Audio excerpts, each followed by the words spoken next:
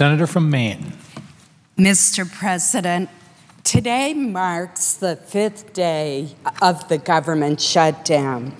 With each passing day, the consequences grow more severe, more people are affected, and the implications grow far more serious. Federal civilian employees working to support our National Guard, overhaul our nuclear submarines, and analyze the latest terrorist threat are being furloughed, leaving us less safe as a country. Now, I understand that this afternoon, Secretary Hagel, in response to a letter that the presiding officer and I signed along with many of our colleagues, is recalling some of those civilian workers. But there are still other implications. Disabled veterans who have sacrificed so much for this country are facing delays in the handling of their claims. Pregnant women and little children who depend on the foods provided by the WIC program are at risk. And vital biomedical research is being disrupted such that even the sickest children cannot enroll in clinical trials at the National Institutes of Health. And the impact goes beyond these services provided by essential federal programs. Jobs in the private sector are affected as well. In Maine, our gem of a national park, Acadia National Park, is shuttered during the peak of the foliage season. This not only disappoints tourists, it hurts innkeepers, owners of bed and breakfast organizations, servers at restaurants, and small gift shop entrepreneurs who depend on these tourists during this time of year. The list of harm goes on and on and on and worsens with each passing day. It is time, Mr. President, for this shutdown to end. Mr. President, from the start of this debate, I've urged our House colleagues not to adopt a policy that linked Obamacare with the funding of government. I've been outspoken in my own opposition to Obamacare and have cast many a vote consistent with that position.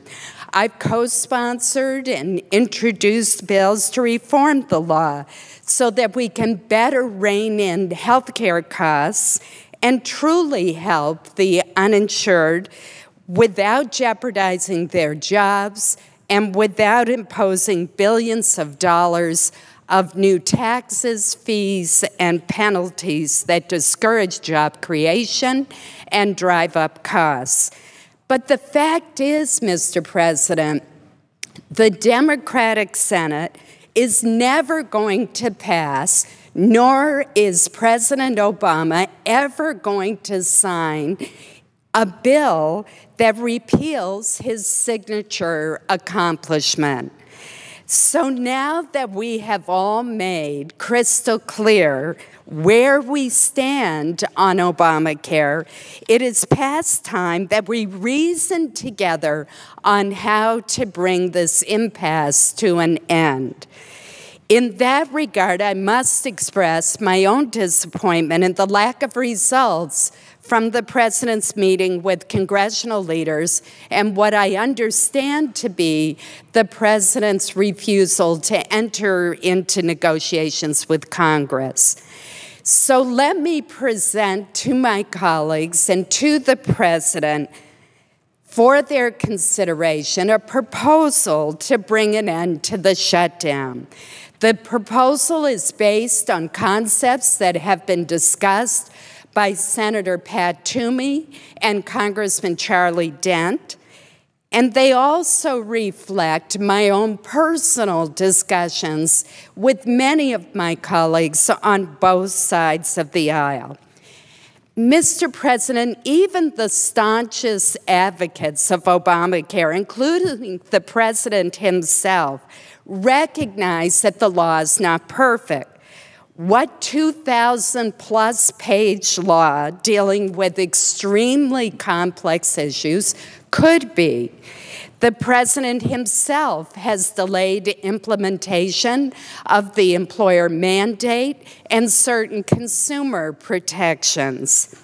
I have, therefore, searched for common ground on reforming Obamacare, seeking a proposal that has widespread bipartisan support in order to attract the necessary votes of our House colleagues on both sides of the aisle.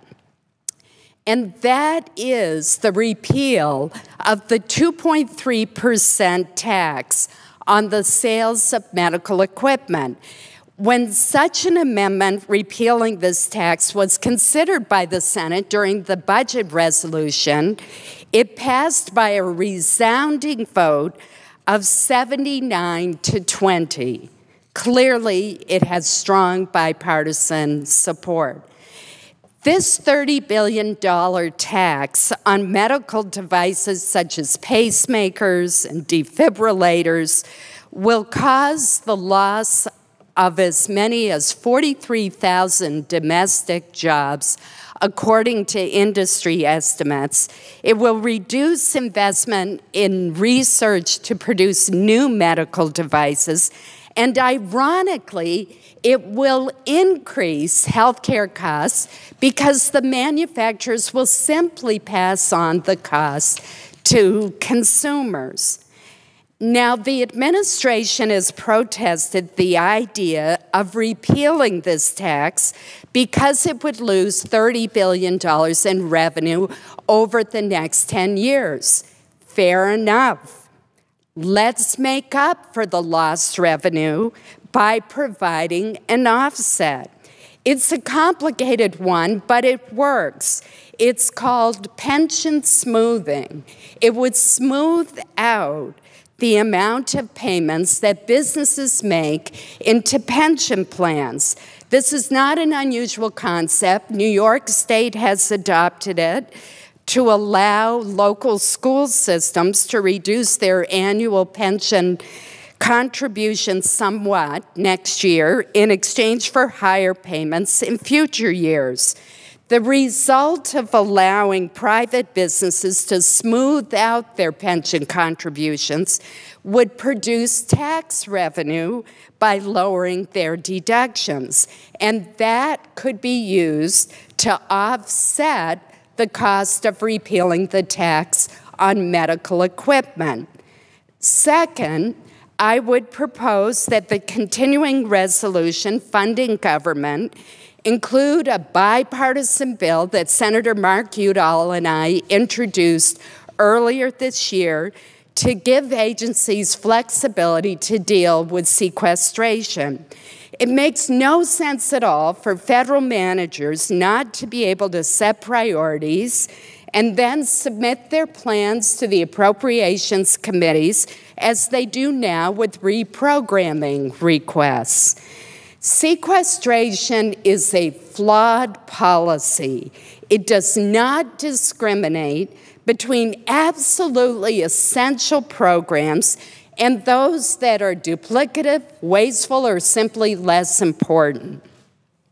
Now, it is Congress that should be making these decisions.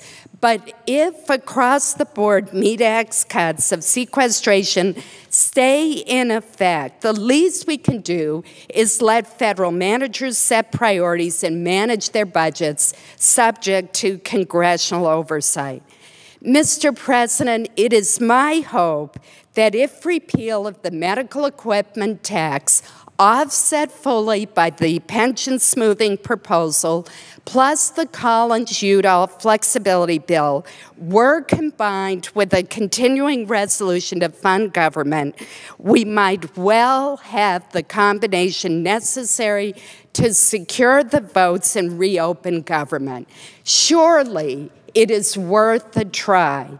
So on this late Saturday afternoon, I offered this proposal and I urged my House colleagues to send us such a bill, which I would then urge the Senate Majority Leader to schedule for an immediate vote.